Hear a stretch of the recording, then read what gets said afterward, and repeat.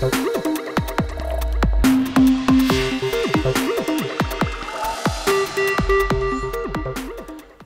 invité est Guy Aymon, copropriétaire et promoteur pour Habitation DEP pour le projet domiciliaire Havre-sur-Saint-Laurent à Château-Richer.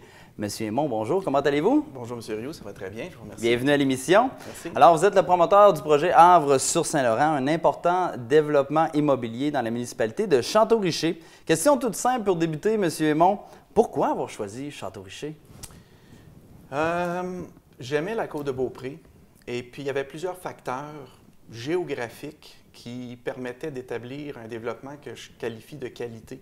On parle d'une vue spectaculaire sur le fleuve, premièrement. On parle d'un positionnement géographique. Écoutez, on est à 15 minutes des pentes de ski. On est à 15 minutes de la sortie Saint-David, où est-ce qu'il y a plein de centres commerciaux, cinéplex, et à peu près 20-25 minutes de Québec. On est en plein air, on est urbain. C'était presque un petit paradis à exploiter de toute évidence, je vous dirais. Vous êtes résident de la municipalité, alors c'est ça que vous avez vu, en fait? En fait, le plus comique dans l'histoire, c'est que oui, je suis résident de la municipalité de Château-Richer depuis maintenant 11 ans, mais moi, j'étais un gars de Québec. Je vivais à Québec. Puis un matin, je me suis dit, à ce moment-là, mes deux filles étaient plus jeunes, j'ai dit, qu'est-ce que je voudrais comme milieu de vie? Qu'est-ce qui serait le fun? Est-ce que je veux un quartier résidentiel classique ou est-ce que je veux autre chose? J'ai fait ma liste, plein air, vue sur le fleuve, la fameuse liste que je vous parle, et puis je suis allé m'établir à Château-Richer. Plus tard, pas beaucoup plus tard, en voyant ce qui se passait sur la côte, puis il faut comprendre qu'à ce moment-là, j'étais dans un autre domaine qui était l'importation, j'ai dit à ma conjointe, j'ai dit, soit je suis fou ou il y a quelque chose qui va exploser sur la côte de Beaupré, il y a trop de points positifs. J'ai dit, on devrait investir dans des terres. C'était dans le coin de 2007-2008. On se souvient des marchés financiers et les REER étaient plus ou moins intéressants. J'ai dit, peut-être qu'il y a quelque chose de beau à faire ici. C'est ce que j'ai fait. Je me suis mis à la recherche d'une opportunité. Puis l'opportunité s'est trouvée à être à côté de chez moi. Il y avait des grandes terres à vendre. Fait que comme on dit des fois, on cherche loin, mais c'est à côté de chez nous.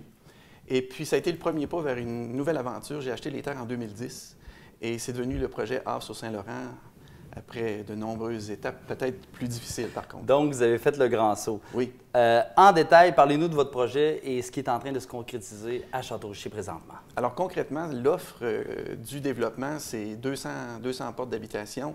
Un des points intéressants, c'est la mixité des habitations. Donc, j'ai de la maison de ville. Il faudrait qu'on trouve un autre nom à un moment donné, parce que quand les gens viennent voir ma maison de ville, ils disent je ne veux pas voir de maison de ville, mais ma maison de ville est complètement différente. Elle est en décroché, elle a une vue spectaculaire. C'est presque des penthouses. Fait que si à un moment donné, je trouve un autre nom, je vais l'appeler autrement. J'ai du jumelé, encore là, j'ai le goût de changer le nom, et j'ai des terrains unifamiliales. Donc, une belle mixité d'habitations qui est actuellement en vente. Les rues sont faites, l'électricité est là, j'ai des premiers résidents. Et puis, je vous dirais qu'on a commencé à mettre notre mise en marché essentiellement au départ sur l'unifamilial. Le marché, les gens crient, les gens disent que c'est plus difficile. Étant nouveau, je n'ai pas de point de référence, je suis donc heureux. Les ventes vont bien. Et puis là, on s'attaque aux maisons de ville, les jumelés. Oui, justement, le projet a commencé à l'été 2015. Est-ce que les ventes sont à la hauteur de vos projections? Oui, je vous dirais que dans la dernière année, le décollage est manifeste. Je vais avoir on va atteindre bientôt une vingtaine d'habitations. C'est quand même beaucoup, là, parce que ça crée un effet de quartier. Les gens, là, ils ne sont pas juste dans un grand champ, là, qui est toujours la peur panique des premiers à venir dans un développement. Mais là, la roue est partie. Les habitations, on lève, puis il y a du monde, puis ça devient un quartier. Donc, c'est vraiment fantastique à ce point de vue-là. Comme promoteur, comment on arrive à faire le saut du risque, pas le saut, mais plutôt comment on arrive à faire le calcul pour le risque encouru, parce que le risque, il est présent? Oui. Moi, je suis un gars de développement. Donc, historiquement, c'est ma job depuis 30 ans que d'évaluer le risque financier de différents types d'opportunités. Je suis en affaires depuis 30 ans. En immobilier, il y a quand même les mêmes grandes règles qui s'appliquent. Si tu investis à quelque part, il faut que tu sois capable de te dire, est-ce que je suis capable de valoriser ce site? Est-ce que je suis capable de... Oui, il y a peut-être un beau fleuve, puis il y a peut-être ci et ça, mais est-ce qu'on est capable de créer une valeur ajoutée? Est-ce que les gens vont avoir le goût de venir vivre ici? Est-ce que je suis capable de mettre ça en valeur? Si la réponse est oui, votre risque diminue. Puis là, vous vous lancez dans l'aventure, puis il y a toujours cette partie d'intuition. Le risque diminue, mais compte tenu qu'il y a beaucoup de projets, bien là, j'imagine qu'il y a quand même un risque que les gens aillent voir ailleurs. Bien, ça fait partie un peu du jeu. Si on était seul, ça serait trop facile. Puis dès que c'est facile, d'autres viennent. Bon, alors il faut se distinguer. Vous m'avez parlé du principe de qualité de vie, c'est ce que vous recherchiez lorsque vous avez magasiné une maison. Tout à fait. Alors, du côté de Château-Richer. Mais est-ce que c'est en raison, à quelque part, du grand marché de Québec qui est saturé qu'un promoteur, tout comme vous, décide d'aller en périphérie et la Côte de Beaupré est une option? Quand on dit qu'on a 15 minutes ou 20 minutes de taux à faire, c'est pas long, là. C'est pas long. Les gens pensent des fois que la Côte de Beaupré, c'est aussi loin que l'île du Prince-Édouard. Pour une raison obscure, l'Est, on dirait que c'est toujours plus loin que l'Ouest.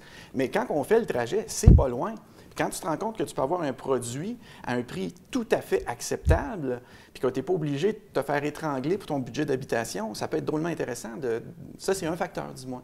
Justement, vous mentionnez sur votre site Internet que le développement est en quelque sorte le meilleur des deux mondes en périphérie, avec la proximité du Mont-Saint-Anne, la proximité de Québec. Sur cet aspect-là, c'est vraiment sur cet aspect que vous misez pour votre développement? Oui, bien, j'aime pas beaucoup les concessions dans la vie personnellement. Ça, c'est un peu ma personnalité. J'ai jamais été vraiment capable de choisir dans une certaine mesure. Tout jeune, je voulais les deux cadeaux. Alors, le développement correspond un peu à cette partie de ma personnalité. J'aime la nature, j'aime le grand air, j'aime la beauté de la côte, ces paysages magnifiques, la vue sur le fleuve, mais j'ai pas envie de vivre avec, ça c'est un choix personnel, j'ai besoin des services. J'ai besoin quand même de quelque chose qui ressemble à un quartier et j'ai besoin de pouvoir dire « Hey, à ce soir, on s'en va sur la Grande Allée ».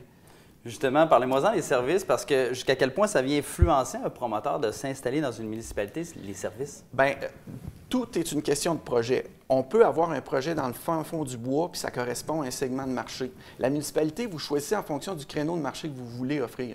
À Château-Richer, ce coin-là, je pouvais mettre les services. Moi, c'était le type de produit que je voulais offrir. C'était la meilleure façon d'exploiter ce coin de terre-là.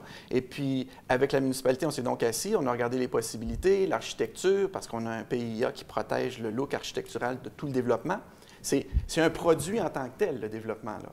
Donc, ce n'est pas juste des maisons éparpillées. On a fait quelque chose de particulier. Fait que ces critères-là, est-ce qu'on peut mettre des services? Est-ce qu'on peut bien exploiter le coin? Est-ce qu'il y a des valeurs ajoutées? J'en parlais tout à l'heure, qu'on peut mettre à proximité. Puis là, on avait une belle opportunité avec le parc de la ville. Il y avait, de façon longitudinale, tout le long du développement, un début de parc qui pouvait être exploité. Donc ça, j'appelle ça du service aussi. Okay. Fait qu'il y a les égouts aqueducs, ça c'est le service. Mais il y a les services récréo-touristiques, mais dans ce cas-ci récréatifs. Il y a les proximités de l'école, parce qu'on est à 2 pas de l'école primaire à Château-Richer. L'épicerie, c'est quoi? C'est 10 minutes, Sainte-Anne. On a une belle épicerie. Est-ce que c'est pour toutes ces raisons que vous avez signé récemment une entente partenaire avec la municipalité? Oui, parce que tu as ta liste. OK? Puis vous parliez tout à l'heure de risques. Oui. Si tu es dans le fond du bois, il n'y a pas de service, il n'y a pas d'atout, il n'y a rien à exploiter, etc., tu te dis à un moment donné, moi, ma pile de risque est trop élevée. Là, on avait tout ce qu'il fallait pour développer quelque chose de beau puis d'offrir un beau produit. Donc, effectivement, à un moment donné, tu fais ta liste puis tu te dis, hey, on a tout. On fonce. Mais qu'est-ce qu'il y a dans cette entente-là qui vous permet de réaliser qui n'aurait pas été possible sans cette association-là avec la ville? C'est le parc. Je vous dirais que ce qui est tout à fait particulier avec les élus de Château-Richer, ils avaient le goût de créer eux aussi une valeur ajoutée à la ville. Le nouveau quartier, c'est... Bon, je n'aurais pas la prétention de dire que c'est Château-Richer 2.0, mais c'est une nouvelle porte vers l'avenir parce que 200 familles qui viennent vivre, bien, c'est le fun pour un milieu de vie. Ça l'amène beaucoup. Et dans l'entente, ce qui était très particulier, c'est qu'ils nous ont invités, dans les discussions, on s'est dit, bien, on pourrait même mettre de l'argent, nous, pour que le parc soit développé. Évidemment, les résidents du projet vont en bénéficier, mais c'est pour tous les citoyens de Château-Richer. Donc, la petite twist très particulière de notre entente avec les élus, elle a abouti sur une contribution de 360 000 qui est au-delà des normes, on va le dire. Oui. Hein? Je veux dire, les fameuses taxes vertes, etc. Mais ça vous permet de faire ce que vous n'auriez pas pu sans une entente avec les... Mais c'est ça, c'est que, oui, le beau geste social, mais soyons sérieux aussi, c'est que dans ce beau geste social, qui fait partie de l'équation, il y a aussi le fait qu'on va avoir un beau parc pour tous nos résidents. Fait que c'était gagnant pour tout le monde. Monsieur Aymon, c'est ce qui termine l'entrevue. Merci beaucoup. Merci. Donc, Guy Aymon, promoteur pour habitation DEP. Voilà, c'est ce qui met fin à l'émission. Merci d'avoir été là à la maison. Soyez des nôtres la semaine prochaine alors que d'autres intervenants de la région seront avec nous en studio pour partager leur point de vue.